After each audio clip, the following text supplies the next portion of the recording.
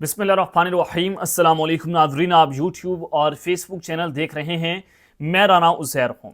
नाज़रीन, तवातुर से जोए विल्सन इमरान खान के हक में उनकी रिहाई के हवाले से ट्वीट्स भी कर रहे हैं, खतूत भी लिख रहे थे और फिर उन्होंने कहा कि वो एक डेमोक्रेसी एक्ट जो है वो लाएंगे और उन पाकिस्तानी हाई प्रोफाइल शख्सियात जो हैं उन पर पाबंदी आयद करेंगे जिन्होंने इमरान खान को जो है वो जेल के अंदर डाला है, उनके साथ नाजायज़ सलूक जो है वो किया जा रहा है। अब जनाब उससे भी बड़ी खबर यह है कि अमेरिका से इमरान खान को जो ग्रीन सिग्नल मिल चुका है, जो ये पहला बाज़ाब्ता ग्रीन सिग्नल दिया गया है, इस ग्रीन सिग्नल की अहमियत क्या है, किसने किसको क्या पैगाम पहुंचाया और अब होने क्या जा रहा है अगले चंद दिनों के अंदर, तो ये फैसला कुन खेल का आगाज हो गया है। ये दूसरी बड़ी खबर आज के दिन की अमेरिका से, ये तमाम तफसीरात मैंने आपके सामने रखनी है। और फिर दूसरी जानिब इमरान खान जो हैं वो अब चौथा खत जनाब लिखने जा रहे हैं। वो चीफ ऑफ आर्मी साहब को यानी कि आसिम मुनीर साहब को नहीं लिखेंगे, बल्कि एक और अहम शख्सियत को। किसको खत लिखा जा रहा है, क्यों खत लिखा जा रहा है, और इस खत की जो टाइमिंग्स हैं वो बहुत इंपॉर्टेंट हैं।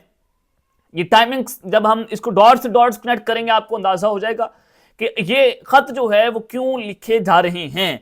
दूसरी खबर तो ये है। और फिर तीसरा ये कि ट्रंप ने मोदी को सामने बिठाकर उसके मुंह पर जनाटेदार थप्पड़ मारा है और वो मोदी जो अमेरिका में जाकर पाकिस्तान के खिलाफ साजिशें तैयार करने में मसरूफ अमल था, आज वो मोदी जो है उसको जो थप्पड़ पड़ा है वो क्या मामला है, माजरा क्या है, इस हवाले से कुछ आम तरीन तफसीलात मैंने आपके सामने रखनी है। लेकिन आगे बढ़ने से पहले आप सबसे दरख्वास्त कि चैनल को जरूर सब्सक्राइब कर लें, बेल आइकन को दबा दें, आने वाली तमाम तरह अपडेट्स आपकी खिदमत में बर वक्त पेश होती रहें।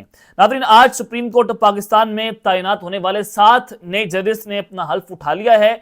6 वो जजेस हैं जो परमानेंटली सुप्रीम कोर्ट में तैनात हो गए हैं और 7वें जज हैं मियां गुल हसन औरंगजेब, जो एक्टिंग जज के तौर पर आज उन्होंने सुप्रीम कोर्ट के जज का हल्फ उठाया है। और जनाब ये चीफ जस्टिस शाहिजा अफरीदी ने उनसे हल्फ लिया। इस्लामाबाद हाई कोर्ट के justice Mohsin Akhtar Kiyani, attorney general, वकला और लॉ अफसरान और अदालती स्टाफ भी इसके अंदर शरीक था। अब जस्टिस मोहसिन अख्तर कियानी साहब के से उनको कहा गया कि आप जो हैं वो क्या जस्टिस सरफराज डॉगर की तकरीब हल्फ बर्दारी में जाएंगे। अब वो कायम मुकाम चीफ जस्टिस जो बन गए हैं, जरदारी साहब ने उनसे हल्फ लिया कि आप ईवान सदर जाएंगे। जस्टिस मोहसिन अख्तर कियानी ने जवाब दिया कि नहीं, वो जाएं ठीक हैं, वो सुप्रीम कोर्ट में ठीक हैं। और 5 जजेस जो हैं वो उनके खिलाफ अब सुप्रीम कोर्ट में जाएंगे। उनको शिकायत यह है कि जस्टिस सरफराज डॉगर जो हैं उनकी सीनियरिटी लिस्ट को तब्दील किया गया है और उनको जानबूझकर सीनियर जज बनाकर उनको कायम मुकाम चीफ जस्टिस लगाया गया है। अब ये मामला जो है उधर सुप्रीम कोर्ट में चला जाएगा और लेकिन फिर वो आगे किसके पास, किसके बेंच के अंदर फिक्स होगा, वो आपको पता है कि आईनी मामला है तो आईनी बेंच इसको देखेगा और वहां पर बैठे हैं जस्टिस अमीनुद्दीन खान, जस्टिस जमाल खान मंडोखैल, कि क्या वो इस सारी सूरत हाल के अंदर इन 5 जजेस को रिलीफ दे देंगे। ये ऐसा मुमकिन होता हुआ हमें दिखाई नहीं दे रहा। लेकिन आज जो तकरीब हल्फ बर्दारी हुई तो उसमें जस्टिस मंसूर अली शाह और चीफ जस्टिस शाहिजा अफरीदी का आमना सामना हुआ तो जस्टिस मंसूर अली शाह साहब ने उनको इग्नोर कर दिया और जस्टिस आयशा मलिक जो सुप्रीम कोर्ट की चीफ जज हैं जनाब, उन्होंने चीफ जस्टिस जो है इस्लामाबाद हाई कोर्ट के, अब वो जज बन गए सुप्रीम कोर्ट में, आमिर फारूक, उनको भी नजरअंदाज कर दिया, उनको भी देखकर उन्होंने इग्नोर कर दिया। यानी कि आज ये सूरत हाल बनी रही और जजेस जो है वो एक दूसरे से हमें नाराज नजर आए किस तरह से। अब लेकिन कहा जा रहा है कि 6-7 जजेस जो हैं जो सुप्रीम कोर्ट में आए हैं, बल्कि 6 जजेस आप कह लें, तो उसके बाद ये परसेप्शन है, हुकूमती लोग ये कह रहे हैं कि हुकूमत जो है वो सिक्योर जोन में चली गई है। अब हुकूमत को कोई कुछ नहीं कह सकता, यानी कि ये तो आइन कानून है, ये तो इंसाफ की अदालत है, ये तो पाकिस्तान की सबसे बड़ी अदालत है सुप्रीम कोर्ट, जो किसी को भी तलब कर सकती है। अब वहां पर ये 6 जजेस की तैनाती के बाद हुकूमत ये कह रही है कि हम तो जो है वो एक सेफ जोन में चले गए हैं, तो ये क्या इंसाफ है, ये पाकिस्तान का निज़ाम इंसाफ है? तो ये तो सवालिया निशान लगता है इसके ऊपर ना, कि हुकूमत 6 जजेस के जरिए अपने आप को महफूज जो है वो समझ रही है। अब जनाब ये एक सारी सिचुएशन तो आपके सामने है और फिर मैं आपको जो ट्रंप के हवाले से खबर देना चाहता हूं। सबसे पहले आप ये सुने कि जनाब अमेरिका में मोदी साहब गए हुए हैं और ये एक अच्छा दौरा है, बड़ा ज़बरदस्त किस्म का दौरा है, मैं उस पर बात नहीं करूंगा। देखें मोदी जो है वो जब भी जाते हैं कहीं पर भी जंग हंसाई का सामान पैदा करते हैं अपने मुल्क के लिए। तो अब बांग्लादेश में जो हसीना वाजिद की हुकूमत का तख्ता उल्टा गया था, जो उनके खिलाफ उनकी आवाम, उनके स्टूडेंट्स जो हैं वो खड़े हो गए थे, तो अब बांग्लादेश में हसीना वाजिद की हुकूमत का तख्ता उलटने पर अमरीकी डीप स्टेट किरदार से इनकार करते हुए डोनाल्ड ट्रंप ने यह मलबा भारतीय वज़ीर-ए-आज़म नरेंद्र मोदी पर डाल दिया है कि जो बांग्लादेश के अंदर जो सारा कुछ हुआ उसमें अमेरिकी डीप स्टेट जो है मुलव्विस नहीं थी, इसमें नरेंद्र मोदी जो है वो मुलव्विस था।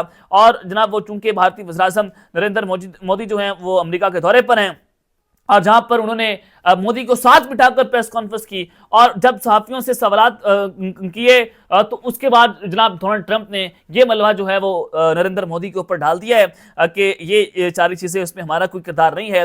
मैं अभी इस बारे में पढ़ रहा हूं, बांग्लादेश पर मोदी बरसों से काम कर रहे थे और मैं ये मामला उन पर छोड़ता हूं। जनाब ये एक बहुत बड़ी स्टेटमेंट है अमेरिकी सदर की जानिब से कि बांग्लादेश पर मोदी कब से अपने पंजे गाड़ने की कोशिश कर रहा था और उनके जरिए पाकिस्तान को डिस्टेबलाइज करने की कोशिश की जा रही थी कि बांग्लादेश और पाकिस्तान के दरमियान मरासिम जो हैं वो जनाब खराब हों और इस एंड पर भी पाकिस्तान को जंग का सामना करना पड़े, जैसे अफगानिस्तान और भारत के बॉर्डर के ऊपर है तो मोदी को वहां पर मुंह की खानी पड़ी और अब डोनाल्ड ट्रंप ने भी उसका ये मलबा जो है वो मोदी पर जनाब डाल दिया है। तो ये एक बड़ी अहम तरीन सूरत हाल है। और फिर दूसरी जानिब जनाब जो इमरान खान को ग्रीन सिग्नल मिला है वो क्या है वो आपके सामने रख देता हूं। अमेरिका की तरफ से ये पहला ग्रीन सिग्नल है। जनाब जोए विल्सन की तरफ से कहा गया कि मैं शुक्रगुजार हूं कि पाकिस्तान डेमोक्रेसी एक्ट का मैं मुसवदा तैयार कर रहा हूं, जो चूंकि ये जनाब रिपब्लिकन के कांग्रेसमैन और ट्रंप की हुकूमत का हिस्सा है और वो कहते हैं कि इसके तहत उन पाकिस्तानी हुकूमती एहलकारों पर अमेरिका में दाखिले पर पाबंदी आयद की जाएगी जो इमरान खान के नाजायज इस्तेसाल और कैद के जिम्मेदार हैं। शुक्रिया। अब वो जनाब ये मुसवदा तैयार करेंगे और पाकिस्तान तहरीक इंसाफ वाले लोग ये कह रहे हैं कि हम कोशिश कर रहे हैं कि जोए विल्सन के जरिए मोहसिन नकी जो है सबसे पहले इसके ऊपर पाबंदी आयद की जाए, इनके खानदान के ऊपर पाबंदी आयद की जाए कि उनके अमरीकी वीजे मनसूख किए जाए और उनको अमरीका जाने पर पाबंदी आयद की जाए। पाकिस्तान तहरीक इंसाफ वाले ये कोशिश कर रहे हैं कि सबसे पहले हम इनके ऊपर जो है पाबंदी लगाएंगे। लेकिन जो पहला ग्रीन सिग्नल है ज़ल्मे खलीलजाद, ये पहले भी जो है वो ट्रंप के बहुत करीब रह चुके हैं और ट्रंप के दौरे हुकूमत में भी ये खुसूसी इल्ची थे। तो ज़ल्मे खलीलजाद ये कहते हैं कि पाकिस्तान की एस्टैब्लिशमेंट को मशवरा देता हूं कि कांग्रेस मैन विल्सन के इकदाम को संजीदगी से लिया जाए और इमरान खान को फौरी रिहा करे। वो कह रहे हैं कि जनाब जो जोए विल्सन कर रहे हैं उसको संजीदगी से लिया जाए, ये कोई आम सूरत हाल नहीं है, ये ट्रंप की हुकूमत का हिस्सा है। लेकिन जनाब इसके ऊपर पाकिस्तान की जो स्टेट है या पाकिस्तान की जो गवर्नमेंट है उसका क्या स्टांस है वो क्या देख रहे हैं। जनाब नवीद कमर साहब जो हैं उन्होंने इसके ऊपर जो है वो अपना दायर इनका ताल्लुक पीपल्स पार्टी से, उन्होंने इसके ऊपर अपना रद्दअमल दिया। उन्होंने कहा कि कांग्रेस में जोए विल्सन की तरफ से डोनाल्ड ट्रंप को इमरान खान की रिहाई के लिए खत जो है वो मसका खेज है और इससे कोई फर्क नहीं पड़ेगा। अब पाकिस्तानी सियासत पर अमरीकी असर और रसूख कम हो चुका है।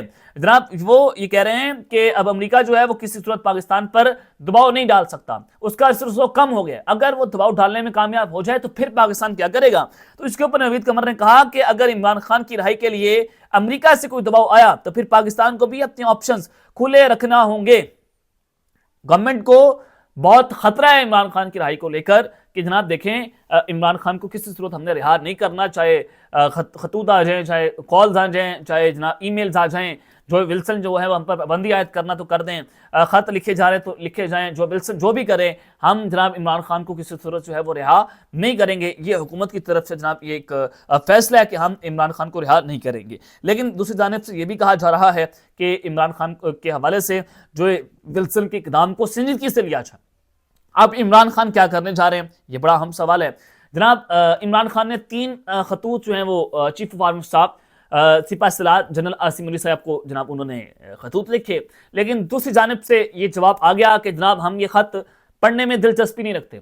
अव्वल तो मुझे खत मौसूल नहीं हुआ, अगर मौसूल हुआ तो वो खत नहीं पढ़ेंगे बल्कि वज़ीर आज़म को भिजवा देंगे, कंसर्निंग अथॉरिटीज से हम उसको देखेंगे। अब जनाब चौथे खत की जो है वो तैयारियां शुरू हो गई हैं और अब की बार ये चौथा खत जो है वो चीफ ऑफ आर्मी स्टाफ को नहीं लिखा जाएगा बल्कि चौथा खत किसको लिखा जाएगा, ये यूनाइटेड नेशंस के जनरल सेक्रेटरी जो हैं उनको जनाब लिखा जाएगा। उसकी टाइमिंग्स क्यों इंपॉर्टेंट हैं और इस खत को लेकर यूरोपीय यूनियन, अमेरिकन मीडिया, यूरोप का मीडिया उसको भी इंगेज किया जाएगा। क्यों इंगेज किया जाएगा। अब इमरान खान ने अपनी पार्टी को हिदायत जारी कर दी है कि वो 6 नुकात जिस पर वो बात कर रहे हैं कि डिस्टेबिलिटी है, जनाब मार्शल लॉ है, 26वीं तरमीम है, पीका लॉ के जरिए मीडिया का गला घोंटा जा रहा है, तो जनाब उसके ऊपर डिस्कशंस की जाए और वो 5-6 नुकात जो हैं वो यूनाइटेड नेशंस को भी खत के अंदर बताया जाए। तो ये उन्होंने पार्टी को हिदायत जारी कर दी है कि इसके ऊपर भी खत तैयार किया जाए, एक डोजियर जो है वो तैयार किया जाए, जैसे चीफ जस्टिस जायजा अफरीदी को हमने भिजवाया है। अब टाइमिंग्स क्यों इंपॉर्टेंट है कि देखें IMF को भी डोजियर भेज दिया, PTI वालों ने खत भी भेज दिया और IMF जो है वो जुडिशियल सिस्टम के हवाले से अपनी इंटरफेरेंस भी करता फिर रहा है। अब 3 बजे एक और मुलाकात भी है IMF के वफ्द के जनाब सुप्रीम कोर्ट बार एसोसिएशन के सदर के साथ, उनकी टीम के साथ वो वकला को इंगेज कर रहे हैं। और फिर यूरोपीय यूनियन का जो GSP प्लस स्टेटस है उसको जो है वो देखने के लिए उन्होंने मई तक का पाकिस्तान को टाइम दे दिया कि जनाब आप जो अपने फैसले जो है उनको रिवर्स करें। और फिर IMF जो है वो वर्ल्ड बैंक भी पाकिस्तान में पॉलिटिकल स्टेबिलिटी की बात कर रहा है कि अपने मुल्क में आप पॉलिटिकल स्टेबिलिटी लेकर आए। तो इस पूरी सिचुएशन को देखते हुए ब्रॉडर पर्सपेक्टिव में हमें ये नजर आता है कि इमरान खान इस पूरी सिचुएशन को कैश करना चाहते हैं कि जब IMF, वर्ल्ड बैंक, यूरोपीय यूनियन से आपको जब प्रेशर आ रहा है, अमेरिका से प्रेशर आ रहा है, तो उन्होंने जनाब ये यूनाइटेड नेशंस को भी खत लिखना है और ये बताया जाएगा कि ये मेरे साथ जो है वो सलूक हो रहा है। अब देखते हैं जनाब ये ऊंट जो है वो किस करवट बैठता है। अब तक के लिए इतना ही, अपना ख्याल रखिएगा और इस रंग अपने लाजमी है लखनऊ के बाद पाकिस्तान जिंदाबाद।